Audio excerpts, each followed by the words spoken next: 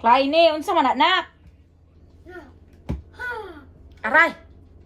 Hi, mga marites! Magmarites na po ta! Hoy! For today's video! Laban! Bawi! Hoy, ginoo ko. For today's video, bagong ligo si Miss DIY kay habal na din!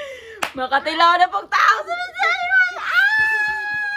Hoy, buang. Healing journey man ang tata for today's video. Pero mag-una-una na lang tagkuan ka ng ako ang desisyon, no? Kay naka-decide naman jud si Miss DIY kung sa ba dyan? It's winter na. It's very tugnaw na. Murag lami na gid maghabal-habal. So daghan gid kayo ko gipang balanse ba? Daghan gid kayo ko gipang balanse, gipang consider. Usa na niyo? Usa na ni! Ginoo ko ni batade! Anak ha, anak! Anak! Mahulog ka! Ginoo ko! Huy! Ay, kan man labunon? I'm back! Kakapoy ba, manglaba? Murajog, nanguso, wara ba? Jesus! No, so for today's video ba, mag-share na lang ko sa ako ang decision. Decision, Jod. Bitaw, I have decided, no? I have finally made up my mind. Nya, dagan pud ko og mga gipang consider. No? Ako adjong gitimbang-timbang og taman ba? Rajog, kinsang ko pa ha? Da. Ako ang i-share sa inyo no, kung giunsa na ako pagtimbang-timbang. Giunsa na ako pagtimbang-timbang ang akong mga suliran. Wala lang ko nag-decide no kay tungod na ami bata ba. Kay ako na ginagipromise akong kaugalingon. Katugan nagibuwagan ko niya nga if ever makigbalik na siya. Kanang dili jud ko mag-decide lang kay tungod na si Klein. Pero of course no, si Klein gyud ang pinakadako nga percentage sa ako ang pagdesisyon ba. Kaning bataan ni no, grabe gyud ang amo ang pagbalanse nga magbata mi. So dili lang kay kanang maghabal ta nya. OMG, nabuntis na. Nagsabot gyud in taon mi. Wala ko ilabot no kung naay moingon ba nga kanang mauna kaon naman gyapon ka sa imuhang istorya. Ana man nang life mo tulon mo gyud tag pride kay kung dili ta mo tulon og pride mo na maniguwang lang siguro kag bana. Kay tungod sa kataas og pride ba. Para pud sa ko there is nothing wrong man pud ana kung mao gipud na ang imuhang kanang naandan nga di gid ka mo tulon og pride. Gahi gid ka, gusto gid ka magginahi gid ka. Pero I've been there. Wala gyud maayo nga padulungan ng nana nga mindset gani. Para sa kuha lang ha, para sa kuha. Kung para sa imuha okay kay na, sige, padayon sa buwang gibate. Parehas ani nga akong anak ko Ginoo ko. Matagak no, mao na lagi na. I have to put away Klein, my God. Tuwa siyang amahan. Kaning mama na tanong, wag gid tay kana ganing murag ato ang me time ba nga. Imuha gid ba kanang makapag-relax gyud. Ay lami mo himo di ko si Kwate, kadal lang. I'm back with my sikwate. Lami oy. So I have decided no nga okay ko nga magbalik mi ni Apam. So this is me giving our marriage another chance. Pinakauna jud na akong gi-consider nung mag-okay ko nga magbalik mi ni Apam kay ang amo ang anak, syempre si Klein gyud. Klein was never an accident. Amoa ginagiplano si Klein. Kana si Apam pagkaila na ako ana saya online. Vasectomy na siya. Transparent jud ko sa ako ang gusto nga ginadyan ako na siya nga gusto jud ko og anak in the future. So kung dili nimo na mahatag sa kuha kay vasectomy naman ka, mangita na lang ko lain. Dili na lang nato i-waste ang ato ang mga time. Kay kung dili ko mo matagaan og anak, this is not gonna work out. Niingon man siya nga naa daw reversal, pwede daw mabalik. So nag-take risk ko. Pero dili jud siya ingon nga 100% sure nga mabalik jud. Pero the younger the lalaki nga ipabalik, so the bigger the chances mo na nga nag-take risk jud ko. So go for the go ang babae kay Apam na. O niya gusto gid kog Apam nga bana. Murag ika 2 years anniversary na mo to nga gipa-reverse na mo ang iyang vasectomy. Unya pagka 6 years man siguro na mo bago mi nagka-anak. Kay mo lagi gibalanse pud namo og maayo kung maka-afford ba mi nga magka-anak kay diri sa US perting mahala.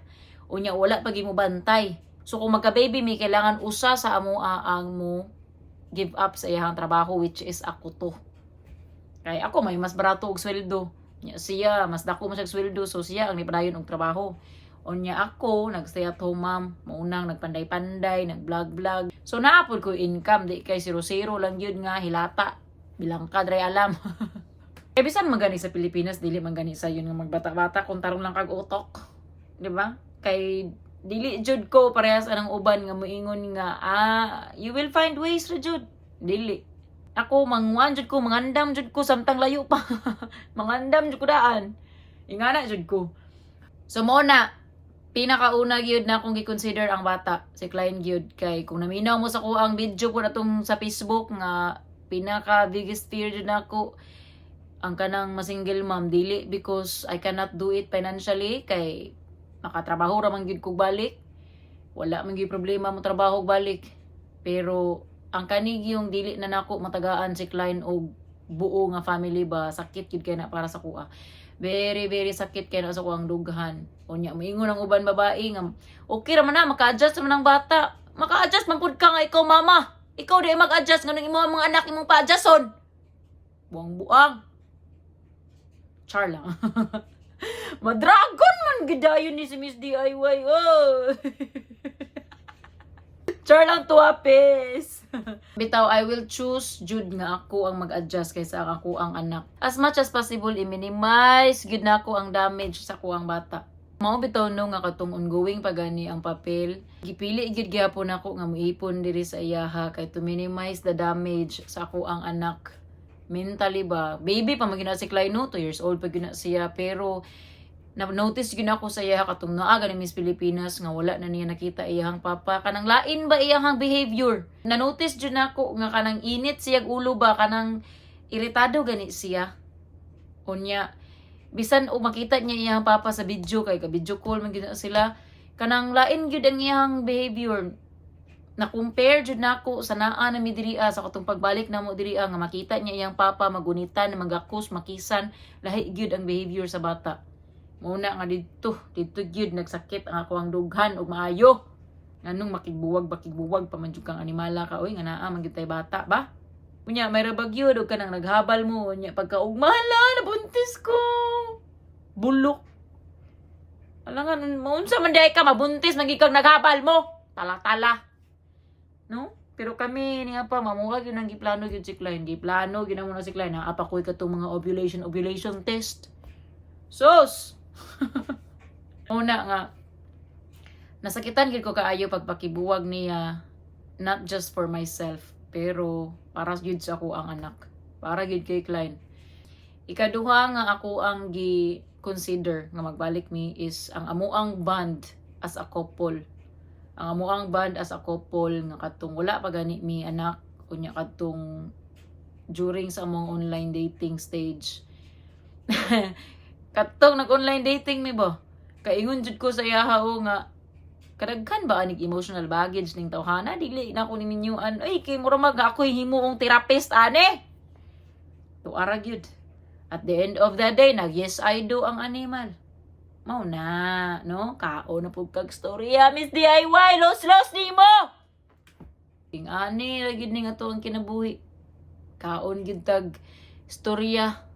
Tulon yun tag pride. Ana lang yun ang kinabuhi. Ikatulo po na akong i-consider no. Wala man yun po dinoon niya na cross ang ako ang mga boundary. Physical abuse o cheating. Wala man na niya na cross o I know nga dili gid po na niya makross kay kaila man pug ko aning to kana eh. Kaila gid kay ko aning apam. Sa 9 years na namong magtiayon kaila na kay ko. Importante gid kay ng mga boundaries sa atoa. As an individual kay that's how you show love and respect yourself. Kay kung na-cross na sa mo ang partner unya magpadayon lang gyapon ka muunog lang gyapon ka agoy bulok na gid kay ka kanang wala na gid nimo respeto imong kaugalingon mo bitaw Mo bitaw na no nga nasabtan ako siya pa nga makigbuwag siya nako kay na cross nako ng iyahang red line. Iyahang red line nga dili ko magsigi ingon og magbuwag ta or pangitaglain didto. Kung mag-away mi, ingana man akong baba sa una. Kay buang-buang man.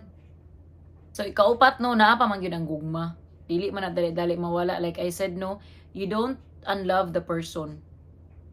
Kung tinuod jud ng gugma nga imo ang gibati sa usa ka tao, dili man jud na mawala. Dili man gyud na mawala. You will just learn to live without them. Kana bang imuhan na lang pugso ng imuhang kaugalingon nga mabuhi nga wala sila sa imuhang tapad. Kay they choose man nga buwagan ka, imuha lang buhaton is ma-learn lang na nimo nga mabuhi ka nga wala sila.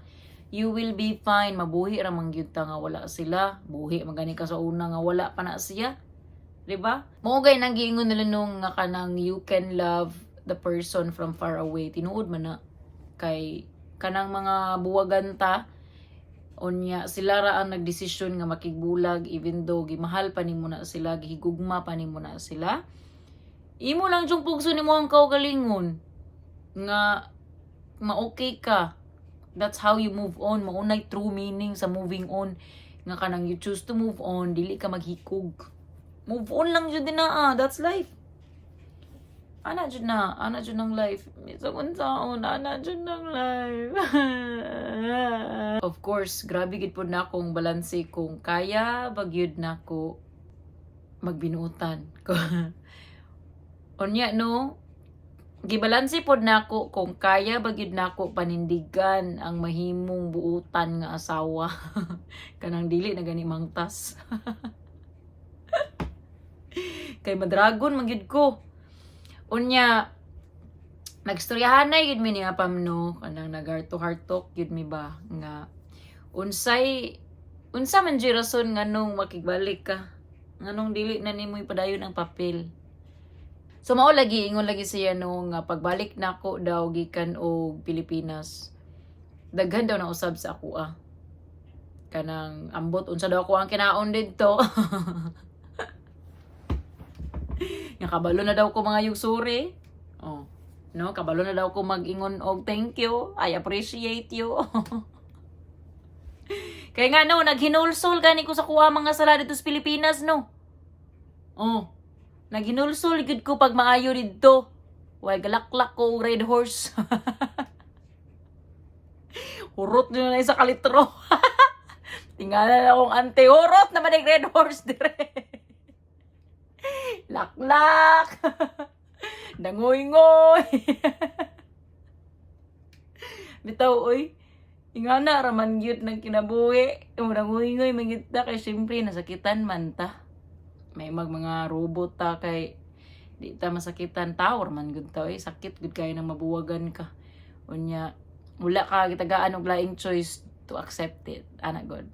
Mo na no, mao gina nga makigbalik siya kay mao daw ni nga version ako ang iyang gipangita sa katong magtiayon pagid mi sa una. Unya wala na ko napakita sa iya nga version kay mao lagi pride ang gipairal. Maldita kayo, mangtas kaayo, dili gud kabalo mo pasaylo, dili kabalo mo forgive and forget, ana good. So karon kay nakapaghinulsol man lagi, kaon malagig tagam. Mao ni nga mag-take risk na pud daw kuno siya. Nag-take risk naman gid pud na siya. Kay unsa man iyang assurance bi nga dili na ko mahimong mangtas balik be. Di ba? Bulaga na pud ko niya otro aw. Dagoy mi na pud otro. Ana ra gyud ang life good paita. Padayon lang gud gyapon ta. Hangtod sa dili na makaya. Pero karon makaya naman gyud, makaingon jud ko nga no, confident na gyud ko nga kanang makaya na pud nako nga mag-adjust gani kay nakamatmat na ko ba sa mga mali nga mga behavior sa una. So karon makaingon na gyud ko nga nag-mature na pud ko. Sa una mature gyud kay ko, grabe daghan kayo mga poor decisions. Pero karon okay na kayo Miss DIY. Ka okay kakaon kag tagam. ang ingon pod nako sa yaha nga daghan gyud kaayo mi og ipang change sa amo ang mga attitude. Bisan pod siya daghan pod. So willing na pod ko mag-open up sa ako ang gusto pod kay para ma-happy pod ko sa mga kaminyoon para dili na ko magsigi og kapungot. Unya willing na pod ko nga ihatag kung unsa man ang iyahang gusto no focus na sa mga love language ba kay para ma-meet na jud gani ang mga needs sa usag-usa kay para dili na magsigig kapungot para happy lang ta para magsigi na lang taghabal. Oh. So this is me as a mom choosing my family again. This is me as a woman choosing love again, and this is me as a wife choosing my husband again. Ana lang jud ng life. Wala pud ko'y labot kung naay moingon nga kaon malagi sa imo ang mga istorya. Okay ra man na. Ako may mukaon, di man ikaw. Walay mawala sa kuha nga magbalik mi ni Apam. Kay ngano, kung ako adyong balansihon, it was really my fault nga nakigbuwag siya kay ako man ang nakakross sa iyahang boundary. Dili man siya ang nakakross ako ang boundary. Ay kung siya po nakakross ako ang boundary, di ako po ang makigbuwag. Moving forward no, mag-communicate na gid ko sa ako ang mga gusto, sa ako ang mga ginabati. Kay kana siya Pam, hawod man na siya ana, ako lang man ang dili. Onya, tulon-tulon gid po tag pride. Tinuod gid po nang ginaingon gani nila nung nga kanang dili ingon nga naa na mo'y anak or mag-asawa na mo. Mag-date-date gid pud ay mo panagsa.